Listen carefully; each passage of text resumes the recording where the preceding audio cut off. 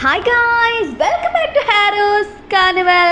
Dance ഇപ്പോൾ ആ ഒരു ബോട്ടിലേക്ക് വരാണ്. അവൻ ആ ഒരു ബോട്ടിൽ കയറുകയാണ് കേട്ടോ. ആ ബോട്ടിലുണ്ടായിരുന്ന വ്യക്തി ഇവനോട് ആ ഒരു എൻജിൻ റൂമിലേക്ക് ചെല്ലാൻ പറയാണ്. അപ്പോൾ ഇതെല്ലാം നിരീക്ഷിച്ചുകൊണ്ട് നമ്മുടെ കെങ് അവിടെ നിൽപ്പുണ്ടായിരുന്നു. ഈ ഒരു സമയം ആ ഒരു പോർട്ടിൽ ലോഗനും സൂര്യോനും വരുന്നുണ്ട്. ഇനി അവൻ അവിടെ കിടന്ന് നരകിക്കട്ടെ എന്ന് അവർ പറയാണ്. അപ്പോൾ സൂര്യോനും ലോഗനും അവിടെ നിന്ന് പോയി കഴിഞ്ഞ് ഈ ഒരു ബോട്ടിലുണ്ടായിരുന്ന വ്യക്തി ആ ഒരു എൻജിൻ റൂമിലേക്ക് എന്തോ ഒരു സാധനം ഇട്ടപ്പം അതിൽ നിന്നുള്ള പുകയേറ്റ് ഡാനിയുടെ ബോധം മറയുന്നുണ്ടല്ലോ. ബോട്ട് പതിയെ ചലിച്ചു തുടങ്ങുന്ന ആ ഒരു സമയം കെങ് ആരും കാണാതെ അങ്ങോട്ടേക്ക് ഓടി വരികയാണ്. അവള് ആ ഒരു ബോട്ടിൽ കയറി പറ്റുകയാണ് കേട്ടോ. അങ്ങനെ പിറ്റേ ദിവസമായി ഡാനിന്റെ കണ്ണ് തുറക്കുമ്പം അവനൊരു സെല്ലിലാണ്. അവനുണ്ടായിരുന്ന ബെഡിന്റെ മേളില് ബെഗ് ജുൻകി എന്നായിരുന്നു എഴുതിയിരുന്നത്. ആ ഒരു റൂമിലേക്ക് നമ്മുടെ കെങ് കയറി വരികയാണ്. കെങ്ങിനെ കണ്ട് ഇവനൊക്കെ ഞെട്ടി നിൽക്കുകയാണ്. അപ്പൊ നീയാണല്ലേ എന്നെ ഇവിടെ പൂട്ടിയിട്ടത്, എന്നെ ഇവിടുന്ന് തുറന്നു വിട് എന്നൊക്കെ ഇവൻ പറയുമ്പം അവള് പറയുന്നുണ്ട്, നിങ്ങളിൽ തന്നെയാണ് ഞാൻ ഇതൊക്കെ പഠിച്ചത്. എന്നെ വളർത്തിയ എന്റെ അച്ഛ. ഡാറ്റ് പറയുന്നത്, ഞാൻ നിന്നെ എത്ര കഷ്ടപ്പെട്ടാ വളർത്തിയത്. നീ പറഞ്ഞ എല്ലാ കാര്യവും ഞാൻ സാധിച്ചു തന്നിട്ടില്ലേ, നിനക്ക് വേണ്ടി എന്തൊക്കെ ഞാൻ ചെയ്തിട്ടുണ്ട് എന്നൊക്കെ ഇവനിങ്ങനെ പറയുന്നുണ്ട് കേട്ടോ. കെങ് ആണെങ്കിൽ ഇവനോട് ചൂടാവാൻ. അതിന് നിങ്ങളോട് എനിക്ക് വളരെയധികം നന്ദിയുണ്ട് കേട്ടോ. കാരണം നിങ്ങളെ പോലെ ഒരു ചെകുത്താനാക്കി എന്നെ മാറ്റിയല്ലോ. നിങ്ങൾ കാരണം എൻ്റെ അമ്മയ്ക്ക് അവരുടെ സ്വന്തം മകളെയും ഭർത്താവിനെയും അതുപോലെ കൂട്ടുകാരെയും നഷ്ടപ്പെട്ടല്ലോ. താൻ ഇതൊക്കെ ചെയ്തത് എന്നെയും എൻ്റെ അമ്മയും പിരിക്കാൻ വേണ്ടിയല്ലേ? എങ്ങനെ തോന്നി തനിക്ക് എന്നോട് ഇങ്ങനെയൊക്കെ ചെയ്യാൻ? എന്നെ നിങ്ങൾക്ക് ഇഷ്ടമല്ലായിരുന്നെങ്കിൽ എന്നെ ഉപേക്ഷിച്ചുകൂടായിരുന്നു. പകരം എന്നെ ആ ഒരു വീട്ടിൽ കൊണ്ടുപോയി നിങ്ങൾ ടോർച്ചർ ചെയ്ത് എന്തിനാ? ഇനി ഇവിടെ കിടന്ന് നിങ്ങൾ നരകിക്ക്.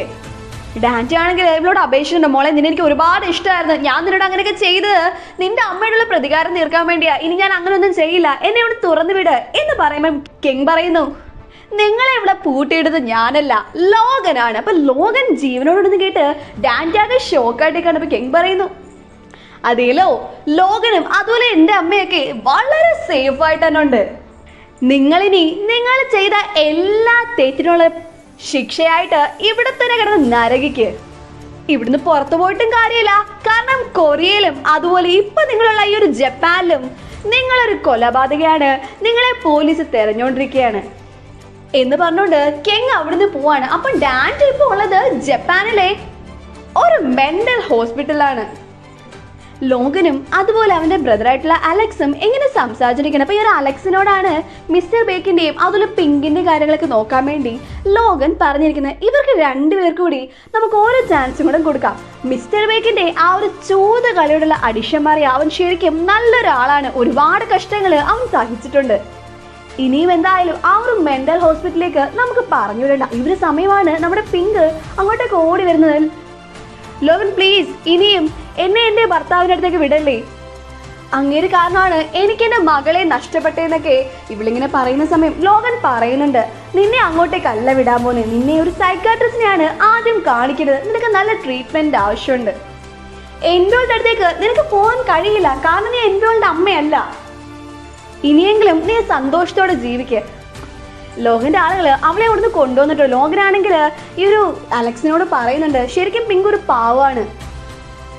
അവളുടെ മുഴുക്കുടയനായ ഭർത്താവിനെ പേടിച്ച് ഇവള് പോയ ടൈമില് ഇവളെ വെയിറ്റ് ചെയ്ത് ഇവളുടെ മകള് പുറത്ത് നിൽക്കുമായിരുന്നു. ആ ഒരു തണുപ്പത്ത് മരവിച്ചാണ് ആ ഒരു കുട്ടി മരിച്ചത്. ശരിക്കും ഇവളുടെ മകളും എൻബ്യോളും കാണാൻ ഒരുപോലെ ആയിരുന്നു. ഇവിടെ എൻബ്യോളാണെങ്കിൽ വൈനിൽ ആ ഒരു ഡ്രഗ്സ് ഇങ്ങനെ കലർത്തിക്കൊണ്ടിരിക്കുകയാണ്. സ്യോജൻ അങ്ങോട്ടേക്ക് വരുന്നു, അവൾ ആ ഒരു വൈൻ കുടിക്കുകയാണ് കേട്ടോ. അപ്പോൾ ഇവളിത് കുടിക്കുന്നത് കണ്ടുകൊണ്ട് എൻബ്യോൾ ആകെ വിഷമത്തോടെ എന്നാൽ പുറത്തൊരു ചിരിയോടെ ഇങ്ങനെ ഇരിക്കുകയാണ്. എന്നെ സഹായിക്കാൻ ശ്രമിച്ച റോനയുടെ അമ്മയ്ക്ക് വന്ന ആ ഒരു ആപത്തിൽ എനിക്ക് നല്ല വിഷമമുണ്ട്.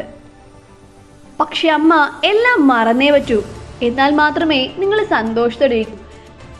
ഇനിയും എനിക്ക് വേണ്ടി ഒരു തെറ്റും എൻ്റെ അമ്മ ചെയ്യരുത് എന്നൊക്കെ ഇവളിങ്ങനെ മനസ്സിൽ ഓർക്കാണ്.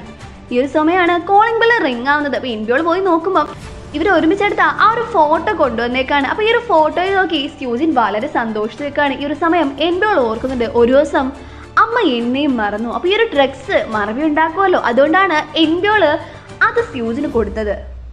ഈ ഒരു ടൈമിൽ നമ്മുടെ സ്യൂജിൻ്റെ ഫോണിലേക്ക് ഒരു കോള് വരാണ്. വിളിച്ചത് സെക്രട്ടറിയാണ്. അപ്പോൾ ഒരു റൂമർ പറഞ്ഞിട്ടുണ്ട്, ഇവരുടെ ഒരു ഷോങ്ങ കൺസ്ട്രക്ഷൻ കടക്കെണിയിലാണെന്ന്. ഇങ്ങനെ വന്നാൽ ഇവർക്ക് ചെയർമാൻ ആവാൻ പറ്റില്ലല്ലോ. എത്രയും പെട്ടെന്ന് ആ ഒരു റൂമർ മീഡിയയിലൊന്നും എത്താതെ നീ ശ്രദ്ധിക്കണം. സെക്രട്ടറി മറ്റൊരു കാര്യം കൂടെ പറയുന്നുണ്ട്. അലക്സ് വിളിച്ചായിരുന്നു ഈ ഒരു ഷോങ്ങ കൺസ്ട്രക്ഷനിൽ അവന് ഇൻട്രസ്റ്റ് ഉണ്ടെന്ന് അറിയിക്കാൻ. അങ്ങനെ സ്യോജൻ ഇപ്പം അലക്സിനെ മീറ്റ് ചെയ്യാൻ വേണ്ടി പോവാണ്. അപ്പൊ നേരത്തെ തന്നെ ഈ ഒരു ഷോങ്ങ കൺസ്ട്രക്ഷൻ ഏറ്റെടുക്കാൻ അലക്സിന് താല്പര്യം ഉണ്ടായിരുന്നു. ഇത് ഡാൻറ്റെ അറിയിച്ചാണ്. പക്ഷേ ഇപ്പം ഈ ഒരു ന്യൂസ് ഒക്കെ കേട്ടിട്ട് ഡാൻറ്റെ ഒരു കൊലപാതകമാണെന്നുള്ള ന്യൂസ് എല്ലാം കേട്ടിട്ട് അതിലുള്ള ഇൻട്രസ്റ്റ് ഇവന് പോയിരിക്കുന്നു. അപ്പൊ അതിനെപ്പറ്റി ഇവൻ സ്യോജനോട് പറയാൻ സ്യോജന് ഒരുപാട് വാഗ്ദാനങ്ങൾ കൊടുക്കുന്നുണ്ട്. ഇപ്പം ഷോങ്ങ കൺസ്ട്രക്ഷൻ തുടങ്ങിയ പുതിയ പ്രോജക്റ്റ് ആ ഒരു ഷോൺസു ഡിസ്ട്രിക്റ്റിലാണ്. അത് വളരെ വലിയൊരു നേട്ടം തന്നെ ആയിരിക്കും എന്നൊക്കെ പറഞ്ഞ് ഇവനിങ്ങനെ ഇൻഫ്ലുവൻസ് ചെയ്യാൻ നോക്കുകയാണ്. അലക്സ് ഓരോ കണ്ടീഷനിൽ ഈ ഒരു ഡീലിന് സമ്മതിക്കുകയാണ്. നിങ്ങൾക്കെതിരായിട്ട് എന്തെങ്കിലും ക്രൈം വരുവാണെങ്കിൽ ഉറപ്പായിട്ടും ഈ ഒരു ഡീൽ നമ്മൾ അവസാനിപ്പിക്കും എന്ന് അലക്സ് പറയാണ്. സ്യോജൻ അതിന് സമ്മതിക്കുന്നു. അപ്പൊ ഇവള് ഈ ഒരു പ്രോജക്റ്റിനായിട്ട് ഇവനോട് 3 ട്രില്യൺ ബോണാണ് ആവശ്യപ്പെടുന്നത്. അഡ്വാൻസ് ആയിട്ട് അതിന് 30% ഇവർ കൊടുക്കാനും പറയുന്നു. അലക്സ് പോയി കഴിഞ്ഞപ്പോഴാണ് സ്യോജന ആശ്വാസമാവുന്നത്. ഇവർ ശരിക്കും ഒരു കടക്കെണിയിലാണ്. ഈ ഒരു കടം അടച്ചു തീർക്കണോ, ഇവന്റെ കയ്യിൽ നിന്ന് കിട്ടുന്ന പൈസ വളരെ ഉപകാരമായിരിക്കുമല്ലോ. അപ്പൊ സ്യോജന ഇങ്ങനെ പറയുന്നുണ്ട്, എന്തായാലും എൻ്റെ എല്ലാ ശല്യങ്ങളും തീർന്നു. ലോഗൻ പോയി, ഡാൻറ്റെ പോയി, യൂൻഹ പോയി, അതുപോലെ സുറിയോനും പോയി. ഇനി ആകെ ബാക്കി ആ ഒരു രോന മാത്രം. ഇപ്പം നമ്മുടെ രോനയുടെ വീണ്ടും മുമ്പില് കുറെ റിപ്പോർട്ടേഴ്സ് വന്നേക്കാൻ കേട്ടോ. അവരവിടെ കിടന്ന് ഇങ്ങനെ ബഹളം ഉണ്ടാക്കുന്നുണ്ട്. ഷോങ്ങ ആർട്ട് സെന്ററിൽ നടന്ന ആ ഒരു ഓഡീഷനിൽ നിങ്ങൾ ഓർക്കസ്ട്രക്കാരെ പണം കൊടുത്ത് ട്യൂൺ മാറ്റിയെന്നൊക്കെ കേട്ടല്ലോ.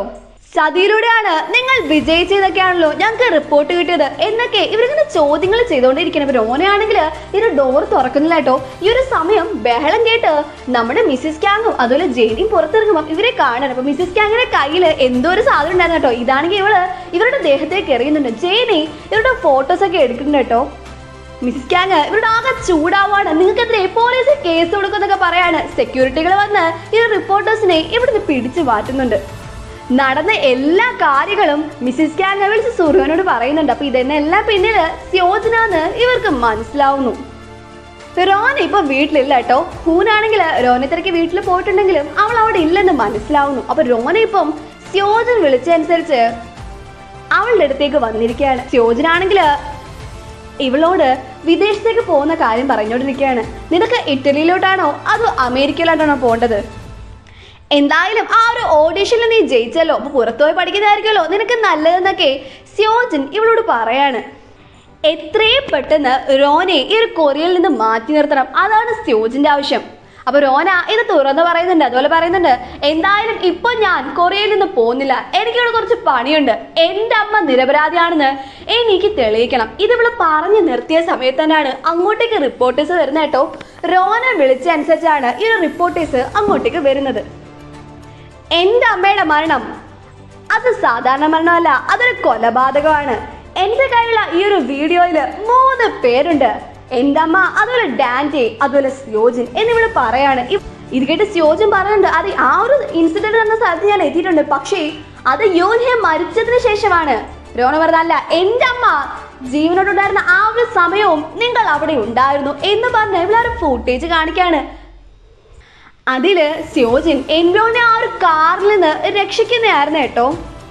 ഇതൊക്കെ ന്യൂസിൽ വരുന്നുണ്ട്. ആ ഒരു ന്യൂസ് കണ്ടോണ്ട് നമ്മുടെ എൻവോൾ ഇങ്ങനെ നിൽക്കുകയാണ്. പെട്ടെന്ന് അവളുടെ മനസ്സിലേക്ക് അന്ന് രാത്രി നടന്ന എല്ലാ കാര്യങ്ങളും വരികയാണ്. സ്യോജനോട് ഈ ഒരു ഹെറാപ്പാസി എത്തുന്നുണ്ട്. അവൾ എൻവോളിന്റെ അടുത്തേക്ക് ചെല്ലാണ്. അപ്പൊ ന്യൂസില് സ്യോജൻ യൂൻഹെ കൊല്ലുന്ന ആ ഒരു ഫൂട്ടേജ് കിട്ടിയിട്ടില്ല. അവൾ ആ ഒരു കാറിൽ നിന്ന് എൻവോളിനെ രക്ഷിക്കുന്നത് മാത്രമേ ഉള്ളൂ. എന്തുകൊണ്ടായിരിക്കും യൂൻഹെ രക്ഷിക്കാൻ സ്യോജൻ ശ്രമിക്കാതിരുന്നത് എന്നൊക്കെയാണ് ന്യൂസിൽ പറയുന്നത്. എൻവോൾ സ്യോജനോട് പറയുന്നുണ്ട്, അമ്മ രോനയുടെ അമ്മയെ തള്ളിയിടുന്ന ആ ഒരു ഫൂട്ടേജ് ഇതിലില്ലല്ലോ. ഇത് കേട്ട് സ്യോജൻ ഞെട്ടുന്നുണ്ട്. അല്ല, അമ്മയ്ക്ക് അറിയാലോ അന്ന് രാത്രിയത്തെ ഒരു കാര്യങ്ങളും ഞാൻ മറന്നിട്ടില്ല, മറന്നതുപോലെ ഞാൻ നടിച്ചതല്ലേ. സ്യോജൻ പറയുന്നു, അതൊന്നും ഓർത്ത് നീ പേടിക്കണ്ട, ഡാൻറ്റാണ് കൊലപാതകം എന്നാണ് ഇപ്പൊ മീഡിയയിലൊക്കെ വന്നിരിക്കുന്നത്, അങ്ങനെ തന്നെ ഇരിക്കട്ടെ. സ്യോജൻ പറയുന്നുണ്ട്, നാളത്തെ എന്റെ ചെയർമാൻ പദവിയിലേക്കുള്ള ആ ഒരു ഇനാഗുറേഷൻ കഴിഞ്ഞാൽ എല്ലാ കാര്യങ്ങളും സെറ്റിൽ ആയിക്കോണം. ഈ ഒരു സമയത്ത് കോളിംഗ് ബെൽ അടിക്കാണ്. അപ്പൊ സ്യോജൻ പോയി നോക്കുമ്പം അത് സെക്രട്ടറിയാണ്. അപ്പൊ എന്നോട് മനസ്സിൽ ഓർക്കുന്നുണ്ട്, അല്ല എന്താണ് ആ ഒരു മെഡിസിൻ എഫക്റ്റ് ആവാത്തത്? ഇൻവെസ്റ്റിഗേഷൻ നടക്കുന്നതിന് മുമ്പേ അമ്മയുടെ ഓർമ്മകൾ പോയേ പറ്റൂ. സെക്രട്ടറിയും സ്യോജനും സംസാരിച്ചോണ്ടിരിക്കുകയാണ്. സ്യോജൻ ചോദിക്കുന്നുണ്ട്, എങ്ങനെയാണ് ആ ഒരു ഫൂട്ടേജ് രോനയുടെ കയ്യിൽ കിട്ടിയത്? അപ്പൊ ഇത് പിങ്ക് ആണ് കേട്ടോ പോലീസിനായി കൊടുത്തത്. ഇതിന്റെ ബാക്കി ഭാഗം ന്യൂസുകാർക്ക് കിട്ടിയിട്ടില്ല. ബാക്കി ഭാഗം എവിടെ പോയി കാണും? ഒരുപക്ഷേ ഇവള് എന്റെയും ഡാൻറ്റിയുടെ കയ്യിൽ നിന്ന് ഒരുപോലെ പണം വാങ്ങിയിട്ട് ബാക്കി ഭാഗം ഡാൻറ്റിക്ക് കൊടുത്തെങ്കിലോ?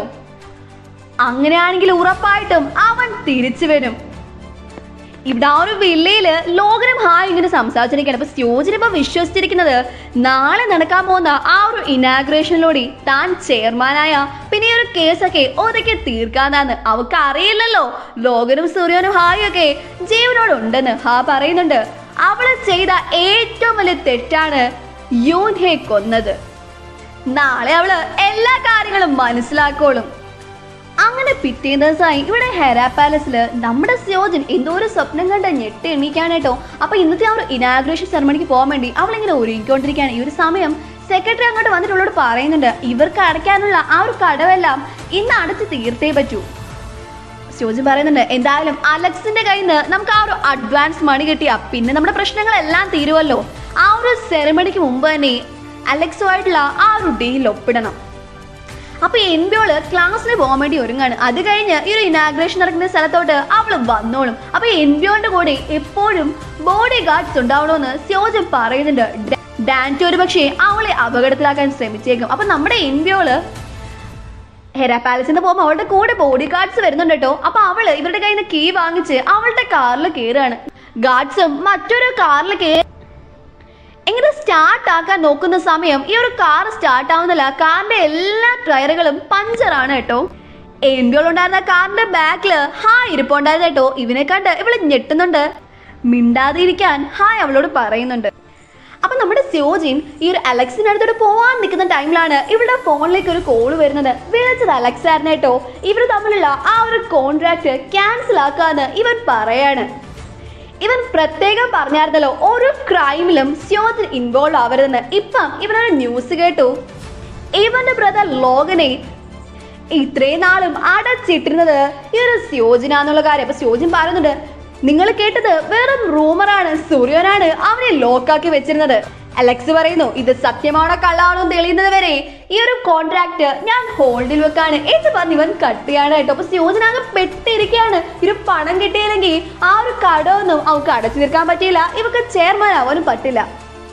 അവളാകെ പരിഭ്രാന്തിയോടെ ആ ഒരു വീട്ടിൽ നിന്ന് ഇറങ്ങുന്ന സമയം അവിടെ മിസ്സിസ് ക്യാങ്ങും അതിന് 2 ഗാർഡ്സും നിൽപ്പുണ്ട്. നീ ആ ഒരു ഇനാഗ്രേഷൻ സെറമണിയിലേക്കല്ലേ പോകുന്നത്? അത് ഓൾറെഡി ക്യാൻസൽ ആയോ? നീ എന്തിനാ പോണേ? ക്യാൻസൽ ആയിരുന്നോ? നീ എന്തൊക്കെ അപവാദങ്ങളായി പറയുന്നേ എന്ന് പറഞ്ഞ സ്യോജൻ ഇങ്ങനെ പോകാനൊരുങ്ങുമ്പോ മിസ്സിസ് ക്യാങ് അവളെ ലോക്കാക്കി വെച്ചിട്ട് ചോദിക്കുന്നു നീയല്ലേ യൂൻഹെ കൊന്നത്? എങ്ങനെ തോന്നി നിനക്ക് ആ പാവത്തെ കൊല്ലാനായിട്ട്? സ്യോജനാണെങ്കിൽ മിസ്സിസ് ക്യാങ്ങിന്റെ പിടിയിൽ നിന്ന് ഓടി രക്ഷപ്പെടാൻ ശ്രമിക്കുന്നുണ്ടെങ്കിലും മിസ്സിസ് ക്യാങ് എന്തോ ഒരു ഇഞ്ചക്ഷൻ ഇവിടുത്തെ കുത്തിവെക്കാണ് അവളുടെ ബോധം പോവാണ്. ഇവിടെ ആ ഒരു ഇനാഗ്രേഷൻ നടക്കുന്ന സ്ഥലത്ത് ബോർഡിലെ അംഗങ്ങളെല്ലാം എത്തിയിട്ടുണ്ട്. സ്യോജൻ വന്നില്ലല്ലോ. അപ്പൊ അവരൊക്കെ ആകെ ടെൻഷനോടെ അങ്ങോട്ടും ഇങ്ങോട്ടേക്ക് പോവാണ്. നമ്മുടെ സ്യോജനാങ്കില് കണ്ണ് തുറക്കുമ്പം അവിടെ ഒരു മെഡിക്കൽ സെറ്റപ്പ് ഉള്ള ഒരു സ്ഥലത്താണ്. അവളെ ആ ഒരു ബെഡിൽ ഇങ്ങനെ കെട്ടിയിട്ടിരിക്കുകയാണ് കേട്ടോ. അവിടെ ഒരു വൈറ്റ് കോട്ട് ഇട്ട ഒരു ലേഡി ഉണ്ടായിരുന്നു. ഇവിടെ ചോദിക്കുന്നുണ്ട് നിങ്ങൾ ആരാണ്, എന്തിനു വേണ്ടിയാണ് എന്നെ ഇവിടെ പൂട്ടിയിട്ടിരിക്കുന്നത്? അപ്പൊ ആ ഒരു വ്യക്തിയെ കണ്ട് ഇവൾ ഞെട്ടാണ് കേട്ടോ. അത് നമ്മുടെ സൂര്യോനായിരുന്നു. സൂര്യോൻ ഇവളോട് ചോദിക്കണ്ടത് ഈ ഒരു റൂം നിനക്ക് ഓർമ്മയുണ്ടോ? ഇവിടാണ് നീ ലോകനെ അടച്ചിട്ട് ടോർച്ചർ ചെയ്തോണ്ട്. അപ്പൊ ഈ ഒരു സ്ഥലത്തായിരുന്നു ലോകനെ സ്യോജൻ കൊണ്ടൊന്ന് ലോക്കാക്കിയിട്ടിരുന്ന കേട്ടോ. സ്യോജനാണെങ്കിൽ സൂര്യോട് ചോദിക്കുന്നുണ്ട് എന്തായാലും ആ ഒരു ജെയിംസിന്റെ ആളുകളിൽ നിന്ന് നീ രക്ഷപ്പെട്ടു വന്നോ? പൂർണ്ണമായിട്ടും നീ രക്ഷപ്പെടുമെന്ന് നീ വിചാരിക്കണ്ട. ലോകന്റെ ഫാമിലി നിന്നെ വെറുതെ വിടുമെന്ന് നിനക്ക് തോന്നുന്നുണ്ടോ? സൂര്യോ പറയുന്നു യൂൻഹെ കൊന്നത് പോരാഞ്ഞിട്ട് എന്നെയും ലോകനെയും നീ കൊല്ലാൻ ശ്രമിച്ചല്ലേ? അങ്ങനെ എല്ലാത്തിലും വിജയിച്ചതല്ലായിരുന്നോ നീ കരുതിയത്? സ്യോജൻ പറയുന്നുണ്ട് ഞാനല്ല യൂൻഹെ കൊന്നത്, അത് ഡാൻറ്റയാണ്. അതുപോലെ ലോകന് അന്ന് ആ ഒരു ആക്സിഡന്റ് വരാൻ കാരണം അത് ഡാൻറ്റയാണ്.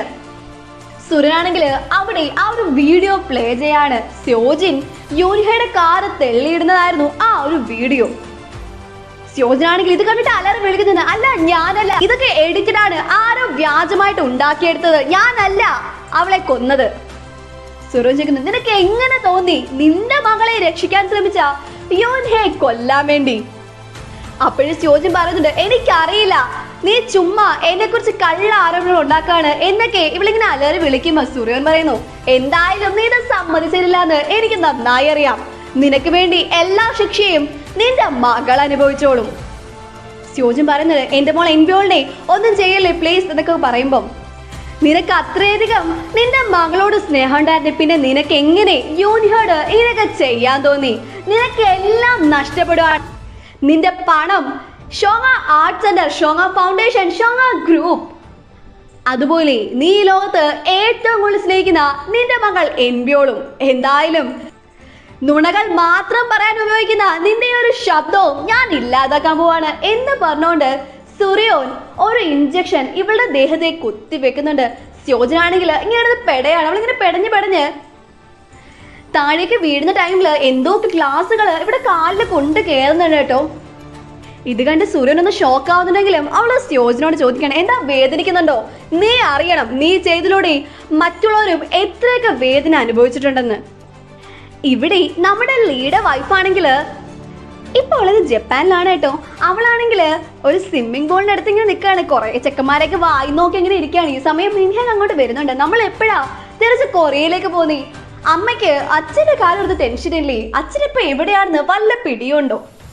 അപ്പൊ നൈസായിട്ട് ലിയെ പറ്റിച്ചാണ് ഇവളിവിടെ വന്നേക്കുന്നത് കേട്ടോ. ഇവള് പറയുന്നുണ്ട്, ഏത് നടുക്കടലിൽ കൊണ്ടിട്ടാലും നിന്റെ അച്ഛൻ നീന്തി രക്ഷപ്പെട്ടോളും. അങ്ങനെ ഒരു സാധനമാണ്. നമ്മളിനി പോകാൻ പോകുന്നത് അടുത്ത സ്വിറ്റ്സർലാൻഡിലാണ്, അവിടെ നിന്ന് പാരീസിലേക്ക്. അങ്ങനെ നമ്മളിങ്ങനെ ജീവിതം ആഘോഷിക്കാൻ പോവാണ്. ഇങ്ങനെ ഇവള് പറഞ്ഞുകൊണ്ടിരിക്കുന്ന സമയത്താണ് അങ്ങോട്ടേക്ക് പോലീസുകാർ വരുന്ന കേട്ടോ. ഷോങ്ങ ഗ്രൂപ്പിന്റെ ഫണ്ടുകൾ അടിച്ചു മാറ്റിയതിന് ഇവളെ ഇവിടുന്ന് അറസ്റ്റ് ചെയ്തോണ്ട് പോവാണ്. നമ്മുടെ ലിയാണെങ്കിൽ ഒരു തെരുവില് വിശന്ന് വലഞ്ഞിങ്ങനെ നടക്കാണ്. ഇവന്റെ കയ്യിൽ പണമൊന്നും ഇല്ലല്ലോ. പോലീസുകാരൊന്നും കാണാതെ ഇവങ്ങനെ വെട്ടിച്ചടക്കാണ്. ഈ ഒരു സമയമാണ് അവിടെ ഉണ്ടായിരുന്ന ഒരു റിയൽ എസ്റ്റേറ്റ് ഓഫീസ് ഇവൻ കാണുന്നത്. അപ്പൊ അവിടെ ചെന്നിട്ട് ഹെറാ പാലസിലുള്ള തന്റെ വീട് വിൽക്കുന്ന കാര്യം ഇവൻ സംസാരിച്ചുകൊണ്ടിരിക്കുകയാണ്. ഈ ഒരു സമയമാണ് പോലീസുകാർ അങ്ങോട്ട് വരുന്നതും ഇവനെ അറസ്റ്റ് ചെയ്തോണ്ട് പോകുന്നു. ഇവരിങ്ങനെ വിളിച്ചു പോകുന്നുണ്ട്, ഞാൻ ഒരു വക്കീലാണ്, ഞാൻ നീതിയോടെ ഈ രാജ്യത്തിന് വേണ്ടി വർക്ക് ചെയ്തയാണ് എന്നൊക്കെ ഇവരിങ്ങനെ പറയുന്നുണ്ട് കേട്ടോ. ഇവിടെ ഡാൻറ്റിപ്പം ആ ഒരു മെന്റൽ ഹോസ്പിറ്റലിലാണ്. ഈ ഒരു സമയം നേഴ്സ് അവന് കഴിക്കാനുള്ള ഗുളികൾ കൊടുക്കുന്നുണ്ട്. ബേഗ് ജുൻകി സാർ, നിങ്ങൾ ഈ ഗുളിക കഴിക്കൂ എന്ന് പറയുമ്പോൾ ഇവൻ പറയുന്നുണ്ട്, ഞാൻ ബേഗ് ജുൻകി അല്ല, എത്ര കഷ്ടപ്പെട്ടാണെന്നറിയോ? ആ ഒരു പേര് എൻ്റെ ജീവിതത്തിൽ തന്നെ ഞാൻ മായ്ച്ചു കളഞ്ഞ്. ഇവന്റെ മനസ്സിലേക്ക് പഴയ കാര്യങ്ങൾ വരികയാണ്. അന്ന് മിസ്റ്റർ ബേക്കിന്റെ അച്ഛനും അമ്മയും മരിച്ച ആ ഒരു ദിവസത്തെ കാര്യങ്ങൾ, ഡാൻറ്റെ ആരായിരുന്നു എന്നുള്ള കാര്യങ്ങളൊക്കെ അടുത്ത പാട്ടിൽ നമുക്ക് കാണാട്ടോ. അപ്പൊ സ്റ്റേ ട്യൂൺ.